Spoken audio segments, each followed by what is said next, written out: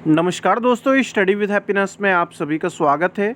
और दोस्तों, आज के वीडियो में हम बात करेंगे कि यदि किसी अभ्यर्थी की हैंडराइटिंग ख़राब हो तो क्या वो समीक्षा अधिकारी बन सकता है।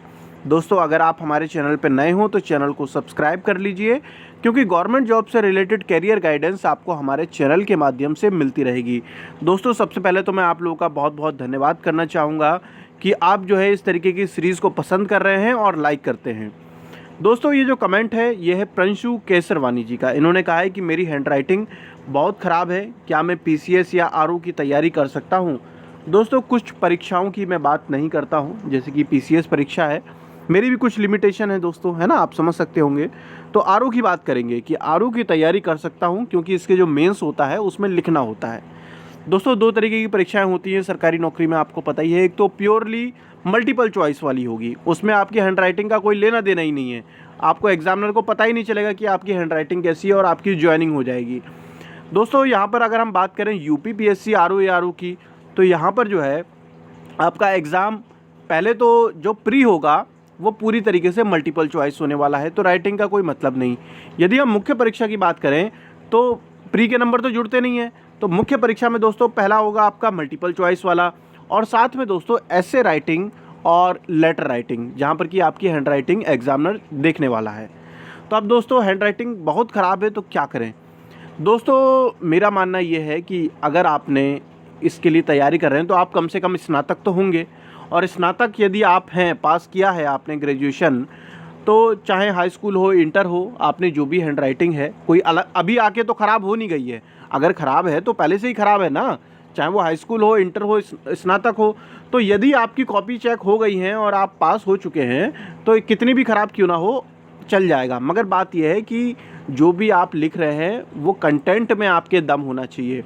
आपकी हैंडराइटिंग कैसी भी क्यों ना हो, इस बात से इतना ज़्यादा इफेक्ट नहीं पड़ेगा, इतना इससे पड़ेगा कि आप जानते कितना है। मान लीजिए 1857 की क्रांति के बारे में पूछा है तो आप उसके बारे में जानते हैं। अगर आप जानते हैं तो थोड़ी बहुत हैंडराइटिंग ख़राब भी है तब भी चल जाएगा।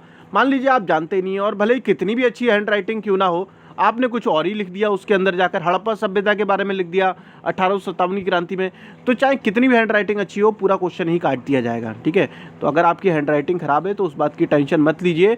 जिस तरीके से आप अभी तक पास होते हुए आए हैं आगे भी हो जाएंगे, मगर जो क्वेश्चन पूछा गया है वो कंटेंट आपका असली होना चाहिए, वो दमदार होना चाहिए। ठीक है दोस्तों, और यदि हम बात करें इलाहाबाद हाई कोर्ट आरओ या आरओ की, तो वहाँ पर तो आंसर राइटिंग होती ही नहीं है। तो वहाँ पर क्या है, वहाँ पर मल्टीपल चॉइस का आपका होता है पहला पेपर, और सेकंड जो है जिसमें टाइपिंग होता है। ठीक है, तो मगर यदि हम आरओ की बात करें सचिवालय वाले की, उसमें आपकी हैंडराइटिंग चेक की जाएगी। अब दोस्तों बात करते हैं, एक तो परीक्षा है 2016 वाली। कई अभ्यर्थी ऐसे होंगे जिनका 2016 की परीक्षा होनी है। अच्छा, कई अभ्यर्थी अभी तक कन्फ्यूज़न में हैं कि उन्होंने फॉर्म भरा था या नहीं भरा था। तो दोस्तों, आप यूपीपीएससी की साइट पे जाकर देख सकते हैं, जो आप नो योर रजिस्ट्रेशन नंबर में जाएंगे ना, वहाँ पर दिखाता है। आप अपना नाम, फादर का नाम, डेट ऑफ बर्थ डालेंगे तो पता चल जाएगा कि आपने आवेदन किया था या नहीं किया था। दोस्तों, बात ये चल रही है कि भले ही आपने वो परीक्षा ना दी हो, मगर फिर भी आपको उस परीक्षा को देने का मौका मिलेगा। तो 2016 वालों के लिए तो गोल्डन अपॉर्चुनिटी है।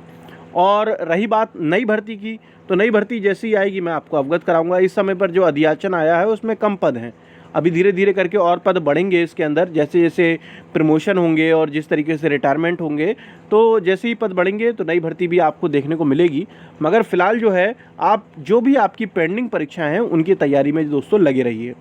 और दोस्तों, जो हमारी मॉक टेस्ट की सीरीज़ चल रही है वो चलती है मंडे टू सैटरडे रात को 11 बजे, तो आप उसका भी लाभ उठाइए। क्योंकि दोस्तों, आप जो भी पढ़ रहे हैं उसके बाद ये भी तो पता चलना चाहिए कि कितना आप रिकॉल कर पाते हैं।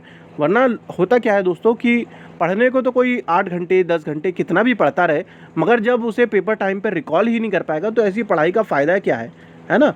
यहाँ पर आपको क्वालिटी चाहिए, क्वालिटी ऑफ स्टडी चाहिए, क्वांटिटी से मतलब नहीं है।